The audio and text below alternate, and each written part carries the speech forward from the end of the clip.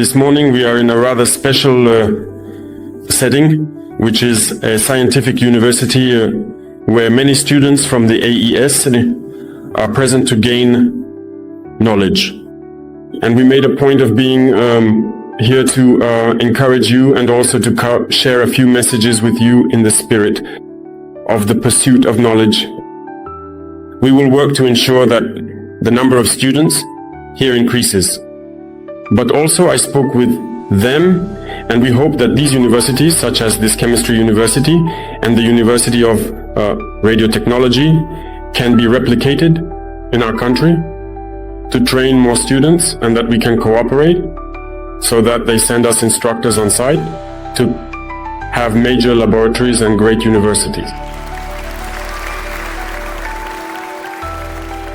Our cooperation with Russia will be based more on education and the transfer of knowledge. It will not be a cooperation where we are there asking for help, asking for support on the financial side, on the economic side, and so on. That is not why we are here. We are here to cooperate more in the field of knowledge. And knowledge is much more scientific. And you, here in this scientific university, I admire you greatly, because normally you should be learning and practicing science of chemistry and radio engineering. This is what we need today in order to develop. I will give you a few examples during my speech to illustrate the essence of my thoughts. Here, we are at Mendeleev University. Everyone who studied science, medicine school has learned about Mendeleev. Let me share a little anecdote with you. During my school years, there were people who didn't like certain subjects and just couldn't manage to learn some things. When they couldn't do it, we used to nickname them after the scientist who invented that particular thing. For example, we had people we called Pavlov, and we also had people we called Mendeleev. The one we called Mendeleev, for instance, once asked himself why Mendeleev created that table. It's to give us projects to work on. You see, he has to study a table, but he doesn't know why he has to study it. Which means that if he doesn't put it into practice, he doesn't understand the usefulness of Mendeleev's periodic table. That's why I say in this regard, cooperation is very important so that we can actually practice. It's the same thing with chemical equations that we've been spending time balancing since, I would say, high school. We're very good. When on paper, we're told to balance a chemical equation, we do it. When in thermodynamics, we're told to calculate the standard enthalpy of formation of a substance, we do it. But in practice, what do we actually do? Has anyone ever, for example, taken the time to illustrate a nucleus, say that of hydrogen, and asked me what happens if we remove an electron? Or what happens if we add an electron? I never had that kind of practical illustration.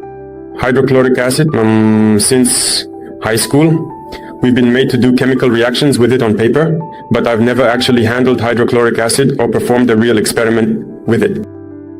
This just goes to show you how important practical work is, and how much we lack laboratories to let us do hands-on experiments in our countries. And you shouldn't become the kind of theorist that I am. That's why we want to replicate this kind of university in our own countries, so that our young people studying scientific subjects can gain practical experience and not just become theorists. So many things around us are about the chemistry of materials. And the world itself even started with that. This table that Mendeleev created, I believe that all of science is based on it. But it's practical experience that allows you to move beyond being just a theorist and to create something tangible that can be useful to society. And this contributes greatly to the economy of our countries.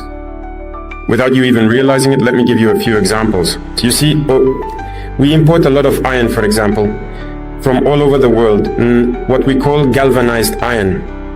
And you know very well, you chemists here, that it's nothing more than an electrolysis reaction.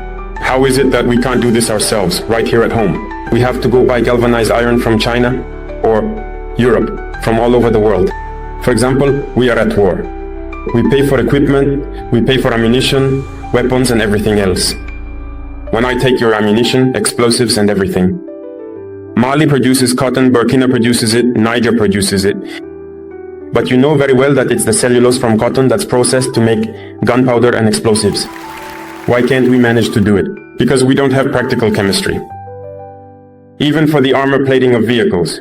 Yesterday I saw many vehicles parading on Red Square from T-34s to modern vehicles. Armor plating has evolved. What is armor plating? It's a type of steel, and it's through chemistry that people understood that by adding a certain amount of carbon to iron and so on, you can create a special kind of steel. It's a matter of practice. We know how to do the chemical equations. We know very well that if you add a certain amount of carbon to iron, it gives you steel and so on. But in practice, can we actually create the armor plating? And yet we are at war. And it's chemistry that allows us to do this as well. In the same vein, you see others, all the types of missiles that the Russian Federation can develop. And the latest one is Oreshnik, which is making the whole world tremble. Who wouldn't want to have it? But just the fuel for all these missiles, that's chemistry.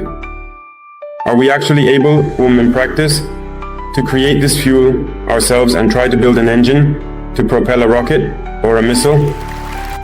There are so many examples that we couldn't finish listing them all, but it's just to tell you that you are lucky to be here, I would say, at the very source of chemistry and mathematics. Because in Russia there have been scholars in these fields, whether it's physics, chemistry or mathematics. But as the representative said, history has been distorted and we've been led to believe that Russians are not strong in certain fields. It's others, the ones who write history, who claim to be strong in everything. But I think today history shows us that all of that is false. There truly are scholars. The origin is here. The proof is Mendeleev, who created this table that summarizes matter, is Russian. So take advantage and learn. Learn in a practical way so that it benefits our countries.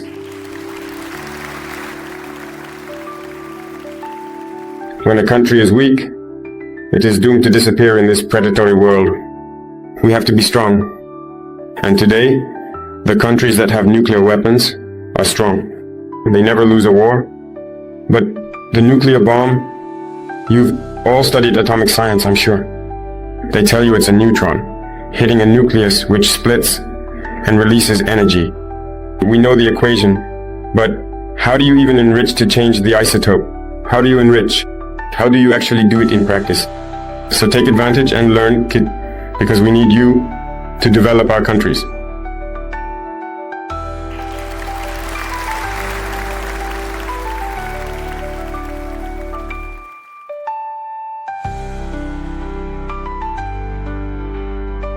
We have young talents in our country, inventors, scientists as well, who manage to create certain things, but they often lack the mathematical knowledge to improve, update, and be able to have a unique formula for what they do. And I think that the idea of wanting to replicate these universities in Burkina Faso and making sure that everything necessary is available for young people to learn is a very good thing. And we will continue to strengthen cooperation with Russia, especially in the area of scientific and educational exchanges. And that is the foundation of development.